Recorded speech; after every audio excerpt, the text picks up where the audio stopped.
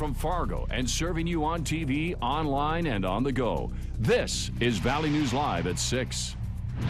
Tough to find guys, good ones. You can find people to fill a spot, but I don't feel it does you any justice. Growth in the valley is causing some problems for businesses. We have a number of stories for you tonight about jobs and the struggles to find workers in the Fargo-Moorhead area. We begin tonight with a new study showing more than 6,000 jobs need to be filled in the greater FM area. Thanks for joining us tonight. Mike has the evening off. Businesses are trying to solve the problem by talking about ways to bring more workers here, including working to get rid of bad stereotypes about the greater FM area. One thing the chamber emphasized today in a survey was to educate high school and college students about the opportunities there are here and encouraging them to stay. Chamber members say the study also showed the numbers could increase to 30,000 over the next few years. Healthcare facilities, manufacturers, restaurants, retail, and many trades are in need. Shops around the area tell us they're always working without that last pair of hands they really need. Valley News Team's Nicole Johnson shows us how the need for mechanics could impact your pocketbook.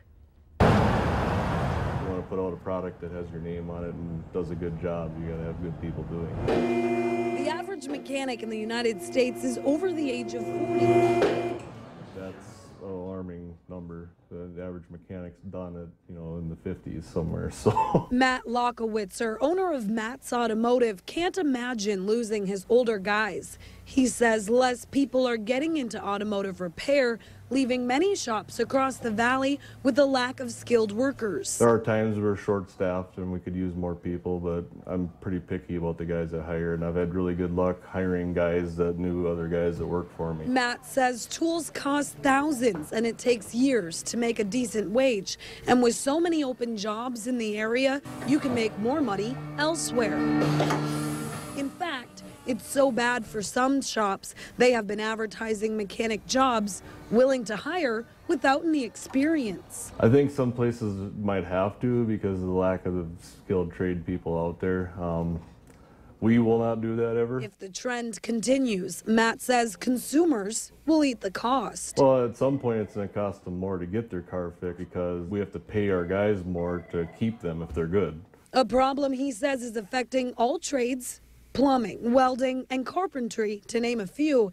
And the solution is getting more young people excited. Telling them that this is a good career to get into. It's very rewarding fixing problems, At least I think so. Nicole Johnson, Valley News Live. Another area of shortage, North Dakota Superintendent Kirsten Baszler says schools across the area are having trouble hiring teachers. She's proposing a task force that would look for solutions. And with classes starting in just a few weeks, some schools are scrambling to find teachers. There are more than 100 open jobs in the state, but we found out here in the FM metro area, it's not the case. We talked to 6 different school districts in the area, and only one told us they had problems. That one was in Wahpeton. Superintendent Rick Jacobson says the applicant pool for smaller districts is down. They had no more than 3 people apply for each of their openings, but he says they are handling it. To other news now, a suspicious package caused the bomb squad to close off a part of downtown Fargo this afternoon. Streets were closed around the federal courthouse near 1st Avenue North and Roberts Street. An unattended bag was noticed during a morning patrol around 11:30. Following procedure, the area was secured and the bomb squad was called in. The bomb squad x-rayed the package and determined it was not a threat. The package was a brown backpack that contained clothes and personal papers, and efforts are being made now to locate the person and return the backpack.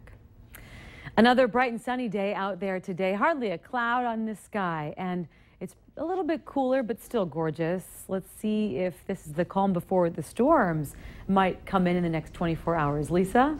Thank you, Stephanie. You're right. We do have some storms coming, but not tonight. Tonight we get to enjoy some really nice weather. Temperatures in the 70s to low 80s, 80 degrees in Fargo, 76 in Grand Forks.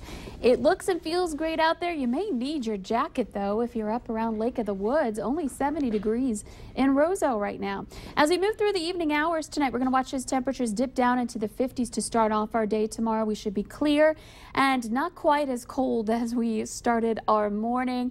Things start to change, though, later in the day. We see these clouds start to move in, Stephanie, and more storms possible late tomorrow night. We'll be talking about that in a few minutes. So get out and enjoy. That's for sure. Tonight, even tomorrow morning should be pretty nice. Okay, thanks, Lisa. You bet. Now to a Valley News Live exclusive, an interview with an accused murderer of crimes that have impacted the entire community. Ashley Hunter is accused of brutally killing Clarence Flowers and Sam Trout in June. From the Cass County Jail, Hunter sat down with Valley News Team's Nicole Johnson, saying he's been in and out of jail throughout his life, but insists he didn't kill anyone. I could never see myself like just outwardly hurting anybody or trying to take something from someone. You know, there's always a variable, if that makes sense. There's always that X involved that you don't know about, that won't ever be revealed.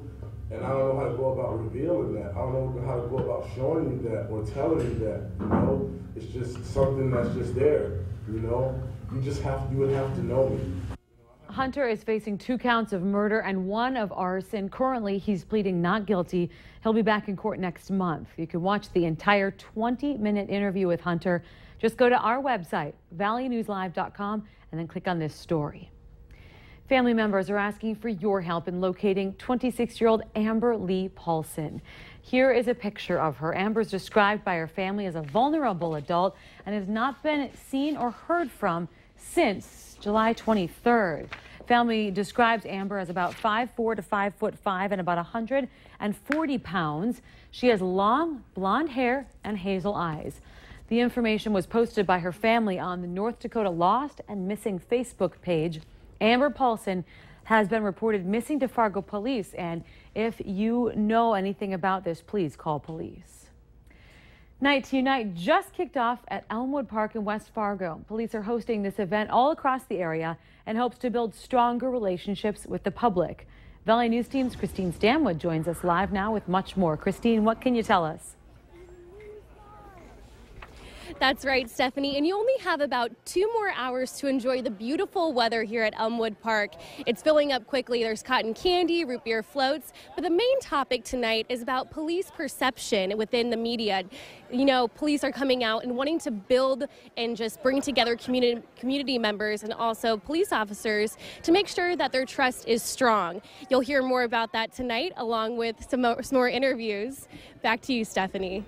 All right, Christine, thank you. Now, Night to Unite is a nationwide event, and it's going on in many communities throughout the United States tonight, including Fargo and Moorhead.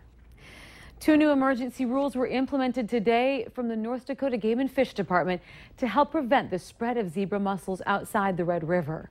The first one, anglers can no longer transport live bait in water away from the Red River, and all boats and other watercraft must have their plugs pulled when exiting the river and when leaving the access area. The rules are effective immediately, and violators will be subject to citation and fines. If zebra mussels are discovered in any additional waters, these rules would immediately go into effect for those waters as well.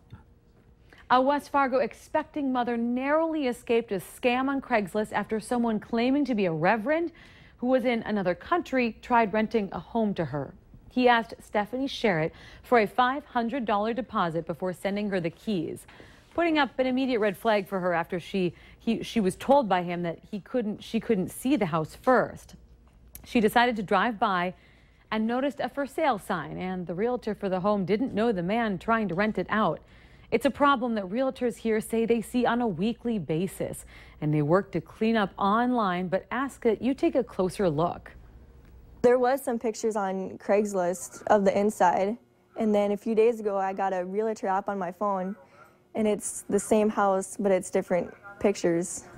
Now, realtors say to meet the person first before handing over money. Also, get a referral from a previous renter to see how they are as a landlord or a property manager. Now, if you need help uncovering any issue like this in your community, call our whistleblower hotline, and we'll do our best to get to the bottom of it. Call 701-237-6576. Leave your tip, and a member of our investigative team will get on the case. Well, later on Valley News Live at 6, many are gathering this week in Sturgis.